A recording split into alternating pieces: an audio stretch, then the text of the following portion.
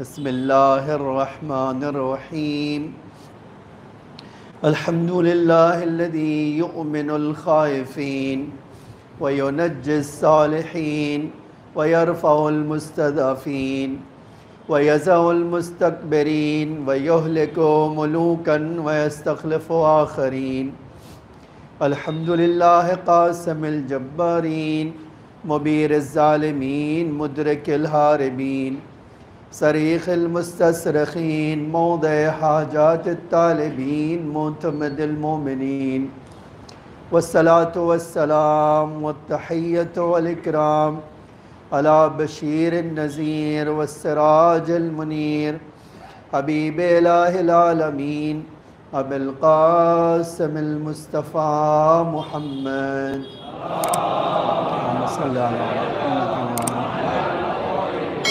وعلى آلہ الطیبین الطاہرین المعصومین المظلومین الغر المیامین لا سیما الامام المبین بقیت اللہ فی الارضین الحجت الثانی عشر الامام المہدی المنتظر صلوات اللہ وسلام علیہ اما بعد فقد قال اللہ تعالی فی محکم کتابہ المجید وفرقانہ الحمید وقولہ الحق بسم اللہ الرحمن الرحیم۔ عزیزان گرامی، ہم گفتگو کر رہے تھے امام صادق علیہ السلام کی اس حدیث کے سلسلے میں جس میں امام نے اپنی زندگی کے کچھ تجربات اپنی امت کے لوگوں سے شیئر کیا۔ ہم نے 6-7 کا ذکر آپ کے سامنے کیا تھا اور ہم یہاں تک کہ اس بات کو پہنچ گئے تھے کہ امام فرماتے ہیں کہ میں نے طلبت نور الوجہ فوجدتہ فی صلاۃ اللیل، میں نے اللہ سے درخواست کی کہ اللہ میرا چہرہ نورانی کر دے، مجھے لوگوں کے درمیان محبوب بنا دے، تو خدا نے اس کے بدلے میں عرض کیا کہ نماز شب پڑھو، نماز شب سے تمہاری محبوبیت پیدا ہوگی۔ میں نے یہ گزشتہ ہفتے میں نے ذکر کیا تھا۔ مجھے آج کے جو خطبے میں عرض کرنا ہے وہ طلبت فضل الجہاد فوجدتہ فی کسب العیال، میں نے اللہ سے درخواست کی کہ میں تیری راہ میں جہاد کرنا چاہتا ہوں اور سب سے بڑا جہاد کرنا چاہتا ہوں۔ دیکھیں، اسلام میں جہاد کی بڑی تاکید ہے، حتیٰ یہ جملہ جو کہا جاتا ہے فضل اللہ المجاہدین علی القائدین اجرا عظیما، ہم نے، اللہ کہہ رہا ہے کہ ہم نے جو لوگ اللہ کی راہ میں جہاد کرتے، کوشش کرتے، اور جو جہاد نہیں کرتے یا وہ کسی بنا پر جہاد میں شریک نہیں ہوتے، ان کے مقابل میں جہاد کرنے والوں کا عظیم درجہ ہے، اس میں تو کوئی شک بھی نہیں ہے۔ آج یہ حدیث، بہت ساری حدیثوں کا یہ جو ہے ترجمہ ہے کہ انسان حرکت کرے گا تو برکت ملے گی، انسان سو کے چاہے برکت ملے گی، تو اللہ کی عام رحمت تو مل سکتی ہے لیکن برکت نہیں مل سکتی۔ تو امام یہ جو جملہ کہہ رہے ہیں، یہ جو ہم بات کر رہے تھے جہاد، اور جہاد میں افضل ترین جہاد، واقعاً یہ دشوار کام ہے کسی کے لیے بھی کہ وہ میدان جہاد میں جائے، کسی بھی میدان میں جو اللہ کی راہ میں ہو، اور صرف اللہ کا اجر اس کو چاہیے، اللہ کا ثواب چاہیے، اللہ کی خوشنودی چاہیے، وہاں ثابت قدم رہنا مشکل کام ہے۔ آپ پوری تاریخ اٹھا کر دیکھ لیجئے، جہاد کرنے والے کتنے لوگ تھے۔ آج بھی اگر موقع آ جائے کہ آؤ اپنی جان امام زمانہ علیہ السلام کے لیے دو،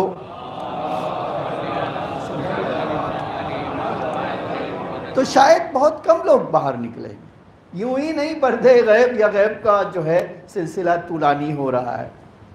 اللہ خود کہتا ہے، ائمہ ہمارے کہتے تھے کہ یہ سلسلہ غیبت کا طولانی ہونا اس بات کے لیے دلیل ہے کہ لوگ تیار نہیں ہیں۔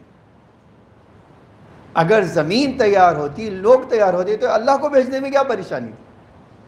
تو یہ جو غیبت کا سلسلہ طولانی ہو رہا ہے، اس میں اس کی ایک وجہ کیا ہے؟ لوگ جہاد کے لیے آمادہ نہیں ہیں، لوگ سیکریفائی کرنے کے لیے آمادہ نہیں ہے، قربانی کے لیے تیار نہیں ہے۔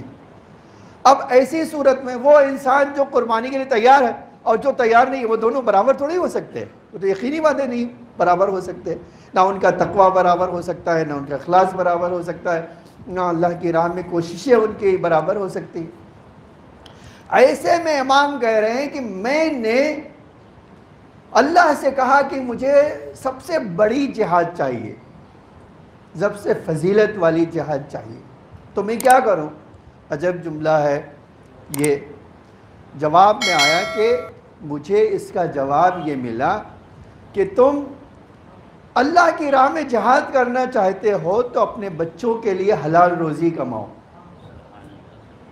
آپ دیکھیں تو حلال روزی کمانا خود ایک جہاد ہے، اور وہ بھی افضل جہاد ہے، فضیلت والا جہاد ہے۔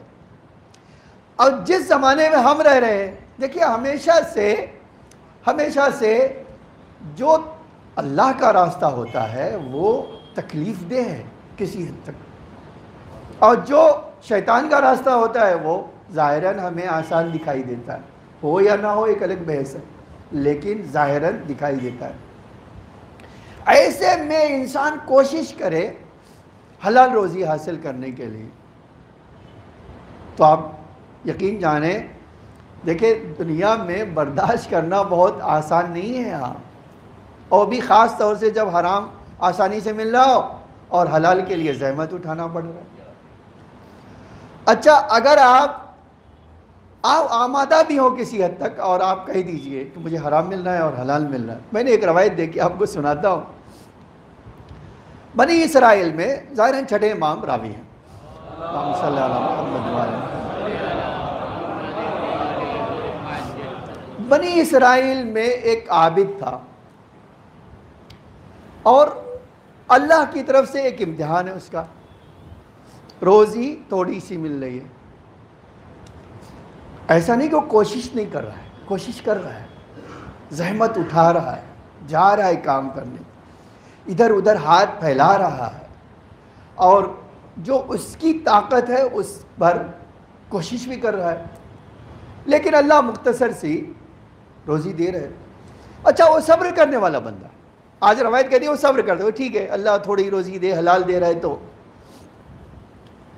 اور گھر میں اس کو سرزنش کا سامنا کرنا پڑ رہا ہے، تم کچھ کرتے نہیں۔ آج یہ آپ اسٹیٹمنٹ بہت ساری عورتوں سے سن سکتے ہیں، پوری زندگی گزار دی، کوئی اچھائی تم سے دیکھی ہی نہیں، تم سے تو کچھ بنا ہی نہیں، تم تو کچھ کر ہی نہیں سکے۔ یہ تو ایک عام اسٹیٹمنٹ ہے جو آپ دیکھ سکتے ہیں، سن سکتے ہیں، ایون پا سکتے ہیں۔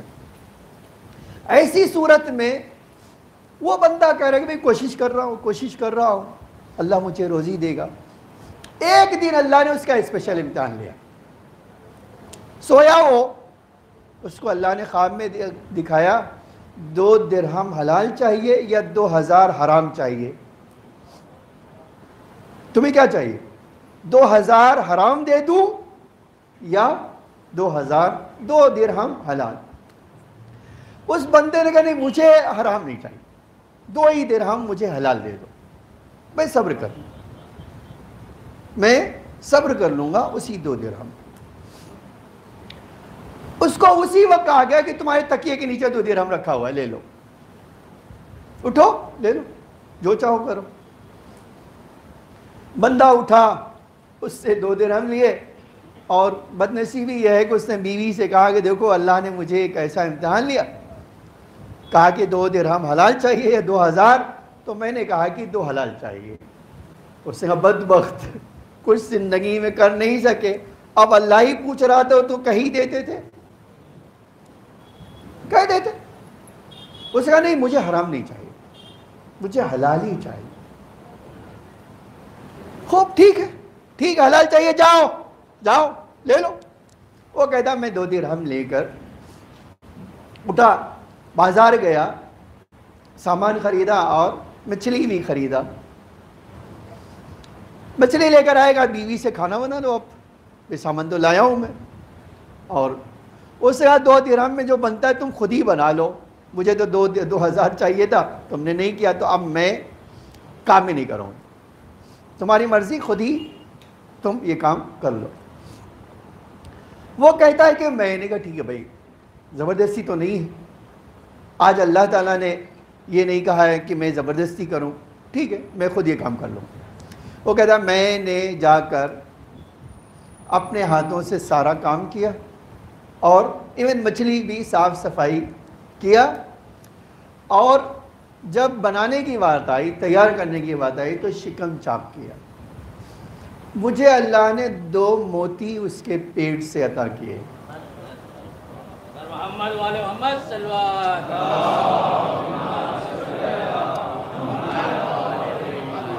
کہ تو میں نے 2 موتی ملے، بازار لے گیا، 40,000 درہم کی بیچی۔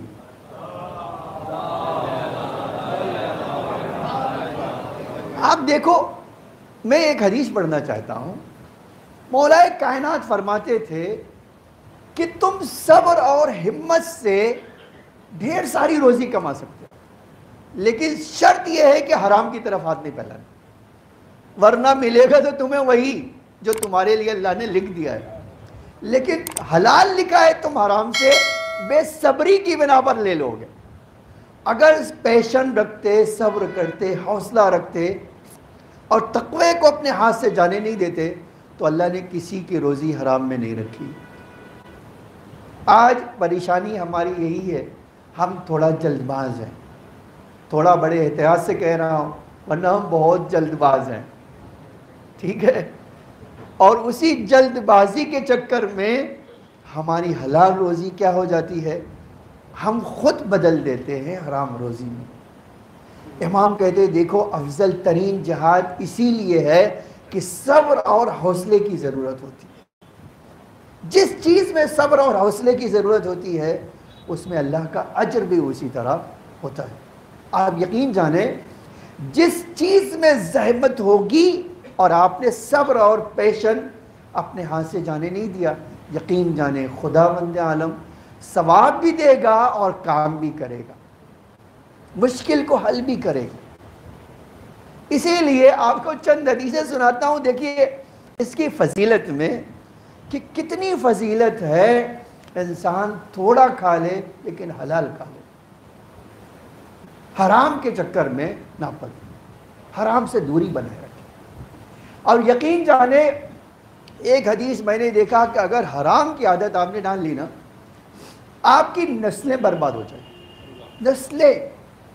ایک حدیث میں نے دیکھا اگر حرام کی طرف ہاتھ بڑھایا تو تمہارا مال 3 چیزوں میں ختم ہو جائے گا، تم اس سے فائدہ بھی نہیں اٹھا سکو گے۔ آج آپ دیکھ لیجئے، آپ خالی آنکھیں کھلی رکھیے، اور خاص طور سے کسی سے کچھ کہنے کی ضرورت نہیں، تانا مارنا تو ہمارے وہاں حرام ہے کسی کو۔ آپ کسی کو کہیں گے تم حرام کماتے ہو، یہ کرتے ہو، یہ شاید کہنا اذیت کا سبب ہو، اور امر بالمعروف اور نہی عن المنکر نہیں کر رہے ہیں تو شاید یہ حرام ہو آپ کے لیے۔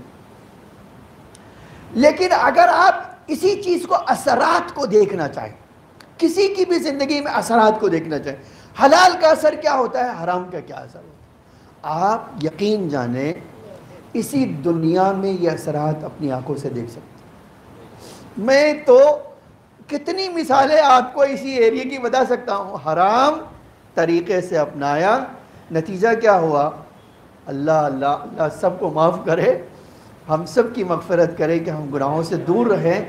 یقین جانیں نہ وہ نہ ان کی اولاد جس طرح انہوں نے کمایا تھا حرام، اسی طرح جو ہے ان کے ساری دولت ایسے ہی، ہمارے میں کہا جاتا ہے سوم کا مال شیطان کھاتا ہے۔ یہ سوم جانتے ہی کیا ہے؟ سوم یہی ہے کہ آپ حلال و حرام کی پرواہ کیے بغیر اگر کوئی چیز لے لیں گے، نتیجہ کیا ہوگا، نہ آپ فائدہ اٹھا سکیں گے نہ آپ کی نسل۔ میں نے کہا حدیث میں 3 چیزوں میں انسان کا حرام، چھٹے امام محمد صادق علیہ السلام فرماتے تھے،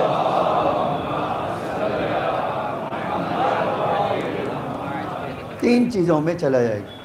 ایک، گھر بنانے میں اتنا پیسہ لگے گا کہ جب فائدہ اٹھانے کی باری آئے گی تو اس دنیا سے چلا جائے گا، گھر رہ جائے گا۔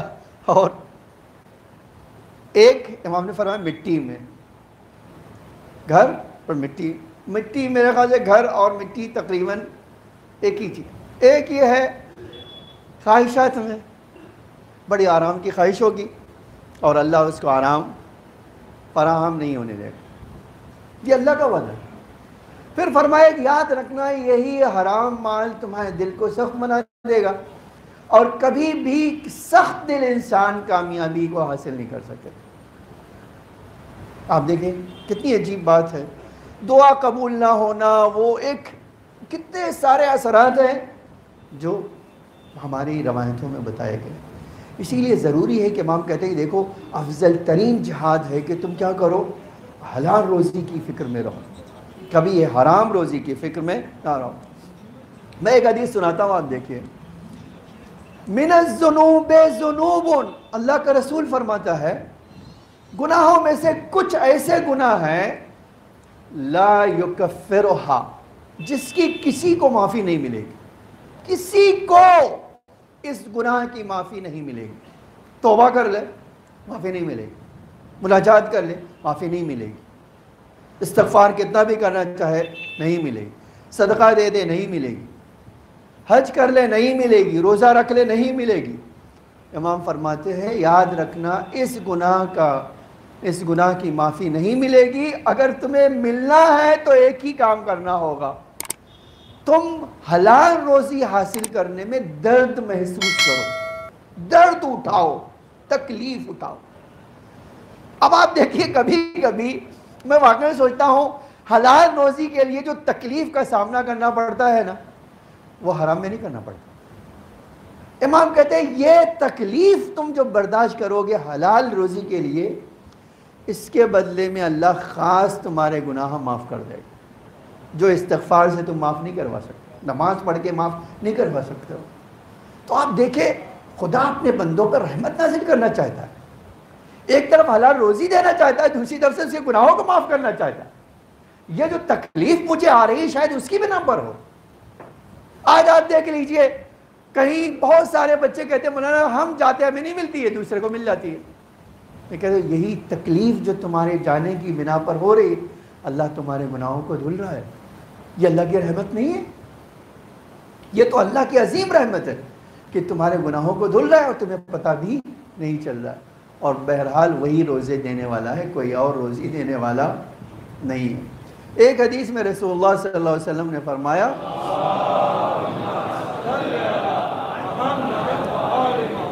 طلب الحلال فریضۃ علی کل مسلم و مسلمہ۔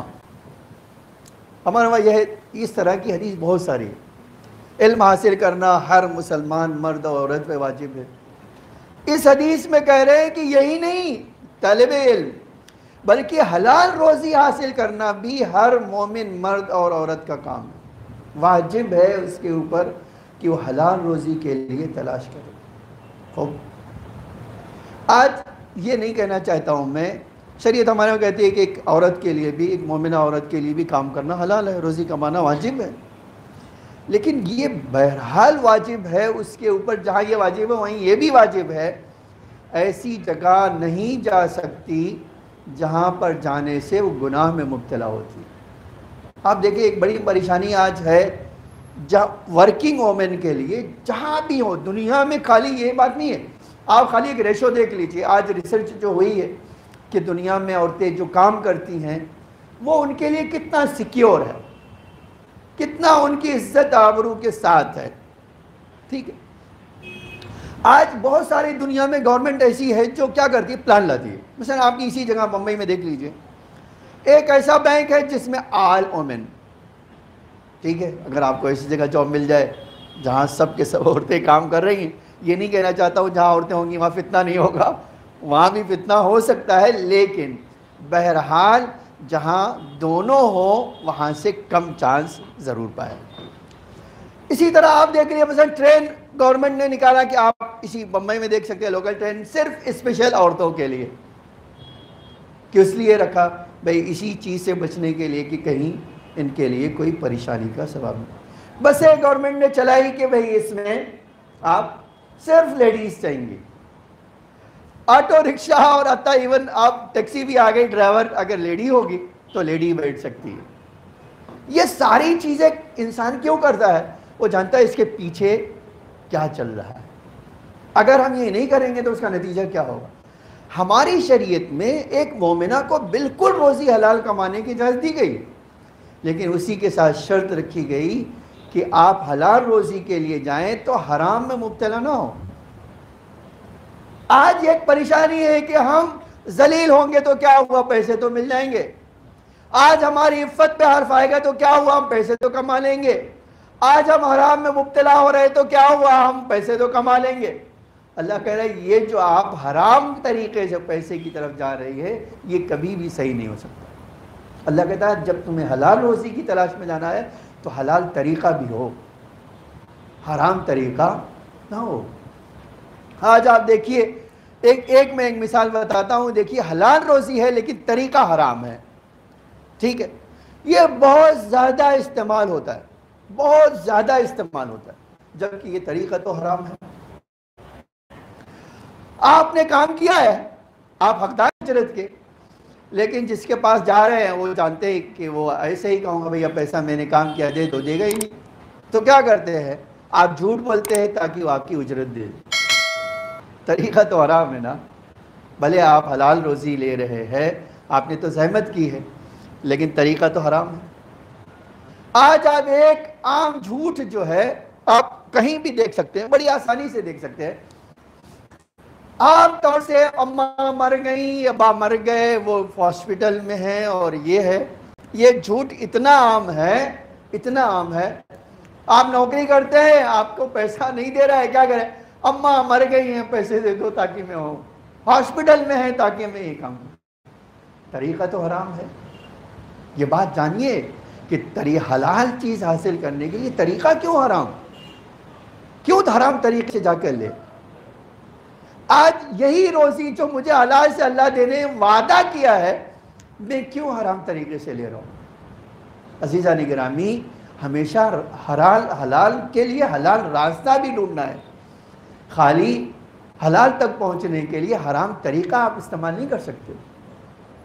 انشاءاللہ اللہ مجھے اور آپ کو یہ توفیق دے کہ ہماری روزی پاکیزہ ہو. بسم اللہ الرحمن الرحیم. قل هو اللہ احد اللہ الصمد لم یلد ولم یولد ولم یکن له کفوا احد.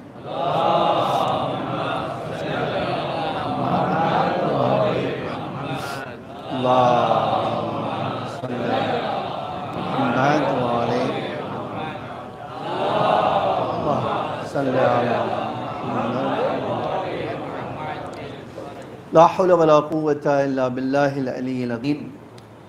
اعوذ باللہ السمیع العلیم من الشیطان الرجیم. بسم اللہ الرحمن الرحیم.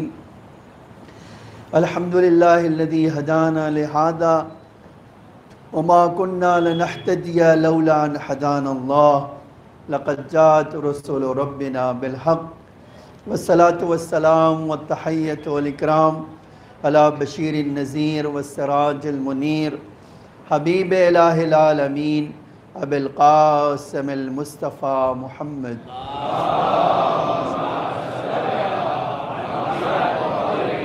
وعلى آله الطيبين الطاهرين المعصومين المظلومين الغر الميامين لا سيما الإمام المبين بقية الله في الأرضين الحجة الثاني عشر الإمام المهدي المنتظر صلوات الله وسلامه عليه.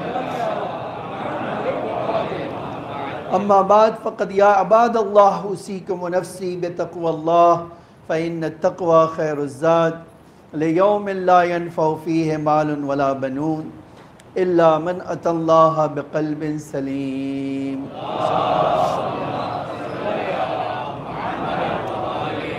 عزیزان گرامی، سیر و تفریح اسلام میں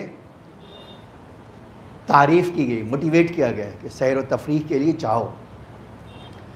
بچوں کا امتحان پورا ہو رہا ہے اور ان کو چھٹی مل رہی.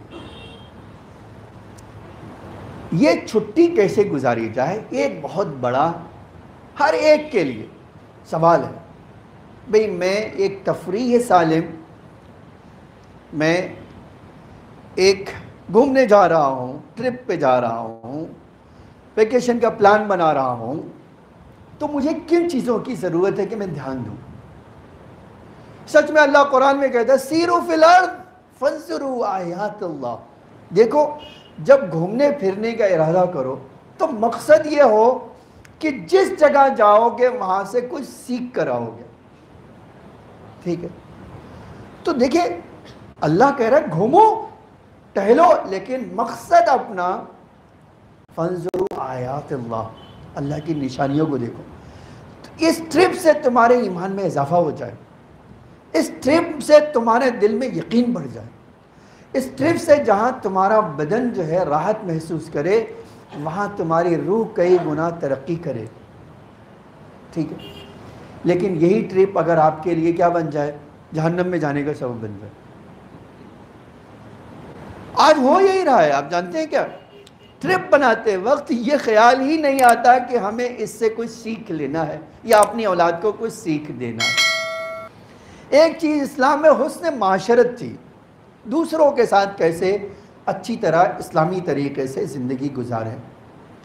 لیکن آج ہو کیا رہا ہے؟ جیسے ہی ہم کسی ماحول میں جاتے ہیں، اس سے یہ کرنے کے بجائے کہ ہم اپنے اسلامی اخلاق اور معاشرت سے دنیا کو بدل دیں، دنیا میں رنگ بس جاتے ہیں.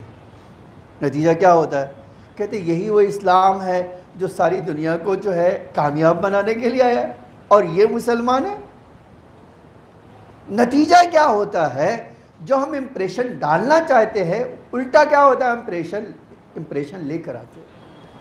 اور جب آپ کی اولاد بولتی نہیں ہے، دیکھیں بچوں میں ایک خوبی کہ جانتے ہیں کیا؟ وہ سیکھتے ہیں، بولتے نہیں. آپ یقین جانیں بچوں کی ایک عجب خصوصیت ہے کہ وہ بڑے آرام سے کوئی چیز 2 سال کا بچہ، 1 سال کا بچہ دیکھ رہا ہے، بول بھی نہیں سکتا ہے، لیکن سیکھ ضرور رہا ہے. اور آپ کیا سکھا رہے ہیں؟ آپ کچھ کہہ تو نہیں رہے، لیکن اپنے عمل سے سکھا رہے ہیں کہ آپ وہ کام کر رہے ہیں جو تمہیں اسلام سے دور کر دے، وہ کام نہیں کر رہے ہیں جو تمہیں اسلام سے نزدیک بنا دے. اسی لیے ائمہ فرماتے تھے، میں نے ایک حدیث مولا کائنات کی دیکھی، اللہم صلی اللہ علیہ وسلم، فرماتے تھے کسی کو ترقی کرنا ہے تو ایک ذریعہ کیا ہے؟ دوسرے کے عیب کو دیکھ کر ترقی کر لو.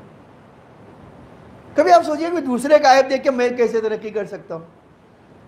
لیکن ایک ظریف نقطہ اس میں پایا جاتا ہے کہ دوسرے کی برائی آپ کے اندر اچھائی پیدا کرنے کا سبب ہوتی ہے. اگر آپ کے پاس بصیرت ہے، آنکھیں ہوں، دل کی آنکھیں ہوں، سمجھ ہو، اور یقین رکھیں اگر کسی کے پاس یہ ہنر ہے نا کہ دوسرے کا عیب مجھے کیا کر دے؟ اچھا بنانے میں مددگار بن جائے. امام فرماتے تھے یہ سب سے آسان طریقہ ہے تمہیں کامیاب بنانا. کسی اسکول میں جانے کی ضرورت نہیں ہے، کوئی کتاب پڑھنے کی ضرورت نہیں ہے، صرف اپنے ارد گرد لوگوں کو دیکھ لو، تمہیں پتہ چل جائے گا کہ تم اپنے لیے کامیابی کا راستہ کیسے ڈھونڈ سکتے ہو. عزیزان گرامی، ہمیشہ مومن کی خصوصیت یہی ہے، مومن کی پہچان یہی ہے کہ ہمیں اپنے اور دوسروں کو دیکھ کر کیا ہونا چاہیے؟ عبرت ہونا چاہیے، سیکھ ہونا چاہیے. ہم خود بخود اپنے آپ کو ان کو دیکھ کر بدل لیں، اور اگر بدل نہیں سکے تو کامیابی کا تصور چھوڑ دے گا. کم سے کم ہر آدمی کامیابی چاہتا ہے، لیکن ان دیرینہ اصولوں پر عمل نہیں کرنا چاہتا ہے جو ہمارے مولا نے ہمیں بتایا، جو اہل بیت کی تعلیمات ہیں. انہی ایک تعلیم میں سے جانتے کہ اللہ کی راہ میں جہاد کرنا ہے. اور یاد رکھیں جہاد کے بغیر کامیابی نہیں ملتی. اللہ قرآن میں کہتا ہے کہ میں کسی بھی قوم کی حالت نہیں بدلتا ہوں جب تک وہ خود بدلنے کے لیے آمادہ نہ ہو. اور دیکھیں آج دنیا میں جنگ کا بادل منڈرا رہا ہے، اور شاید یہ جنگ جو ہے پھیل جائے، اور جب جنگ پھیلتی ہے تو کسی کو بھی اپنے لپیٹ میں لے لیتی ہے، اور جنگ کے ساتھ جہاں مشکلات آتی ہیں وہیں آسانیاں ہوتی ہیں. تو کیا ہم آمادہ ہیں صبر کے ساتھ یہ کام کرنے پہ؟ کیا مصیبت نازل ہونے کے بعد ہمیں تیار ہونا چاہیے، یا ہمیں پہلے سے تیاری کرنا چاہیے کسی کے لیے جس سے ہم مشکلات کا آئے تو ہم اس کا مقابلہ کر سکیں؟ واقعاً سچائی یہ ہے کہ ہمیں پہلے سے آمادہ ہونا چاہیے، ذہناً بھی، منٹلی طور پہ بھی اور عملاً بھی. جب تک تیار نہیں ہوں گے کوئی ہماری حالت کو بدل نہیں سکتا ہے.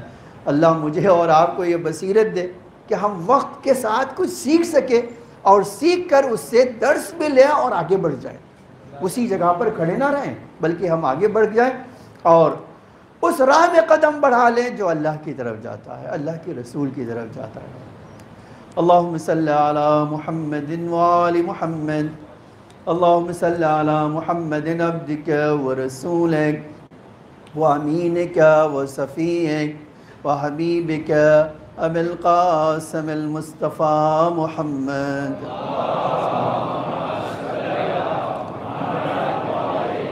اللہم صلی علی علی امیر المومنین ووسیع رسول رب العالمین. اللہم صلی علی صدیقۃ الطاہرہ فاطمۃ سیدۃ نساء العالمین. اہل الجنہ امام المؤمنین.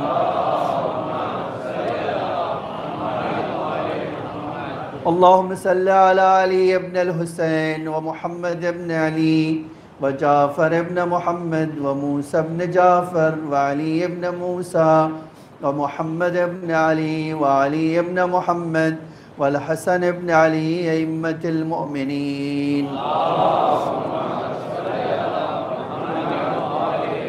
اللہم صلی علی ولی امرک القائم المعمل والعدل المنتظر امام المؤمنین.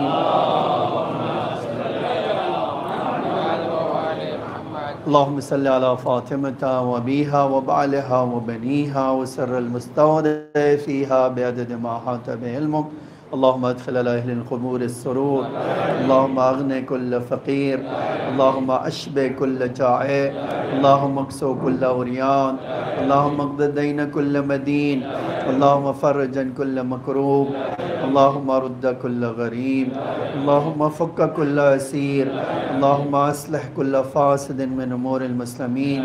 اللہم اشف کل مریض. اللہم سد فقرنا بغناک. اللہم غیر سوء حالنا بحسن حالک.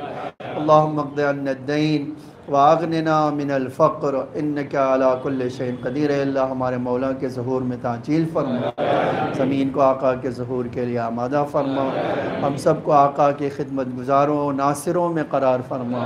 اے اللہ مومنین جہاں بھی ان کی جان و مال عزت آبرو کی حفاظت فرما.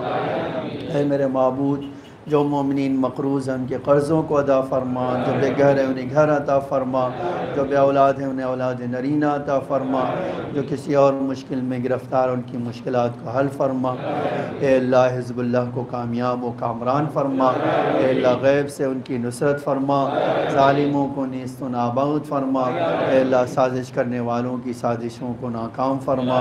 اسلام و شیعت کے پرچم کو سربلند فرما، کفر و نفاق کے پرچم کو سرنگوں فرما. اے میرے معبود ہماری مشکلات کو حل فرما، سب کی روزی میں برکت عطا فرما. ہمارے مریضوں کو شفاء عاجل و کامل عطا فرما. ہماری اموات پر اپنی رحمت و مغفرت نازل فرما، ان کے درجات کو بلند سے بلندتر فرما. اے اللہ تجھے محمد اور آل محمد کا واسطہ ہمیں اس دنیا میں محبت اہل بیت، ہدایت اہل بیت، نور اہل بیت اور آخرت میں شفاعت اہل بیت نصیب فرما. ان اللہ ملائکتہ